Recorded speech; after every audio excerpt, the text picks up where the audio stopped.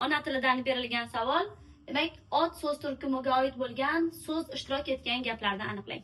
Bilamiz, ot so'z turkumi shaxs va narsalarning nomini bildirib, kim, nima, qayer so'roqlariga javob bo'ladi. Va biz mana shu 4 ta gap orasidan shunday so'roqlarga javob bo'lgan so'zlarni izlashimiz kerak. Demak, birinchi gapni o'qiyman. Daryo bo'yida bolalar quvonch bilan yugurishardi. Daryo bu yerda ot. Nima? Daryo. Yoki qayer o'rin-joy ma'nosida kelsa, qayer so'rog'ini ham berishimiz mumkin. Bolalar kim?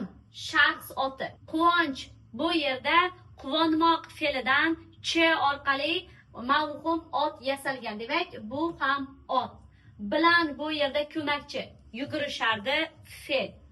U olmosh, demak men, sen, biz, siz, u bularning barchasi olmosh. Sekin bu yerda ravish turkumiga mansub. Gapirdi fe'l turkumiga mansub. Lekin bu yerda zidlov bog'lovchisi aniq bu yerda sifat bo'lib kelyapti. Eshitildi bu yerda fe'l. Uchinchi gapimizda bu olmosh juda bu yerda sifatning kuchaytirma darajasini hosil qilyapti.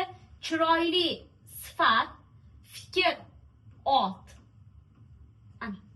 Sen olmosh kabi bu yerda ko'makchi, go'zal demak sifat, maftunkor sifat, yasama sifat, jozibali sifat, yasama sifat. Bo'lgim keladi fe'l. Demak, ot so'z turkumi birinchi va uchinchi gaplarda ishtirok etgan. To'g'ri javobimiz 1 va 3. Shu o'rinda eslatma, bu yilgi attestatsiya jarayonlarida aynan so'z turkumlariga bog'liq otni toping, sifatni toping, fe'lni toping kabi savollar va bundan tashqari yordamchi so'z turkumlariga oid savollar ham kelishi kutilmoqda. Ana shunday darslar sizga qiziq bo'lsa, Nasiba Abdullayeva kanaliga a'zo bo'lishni unutmang.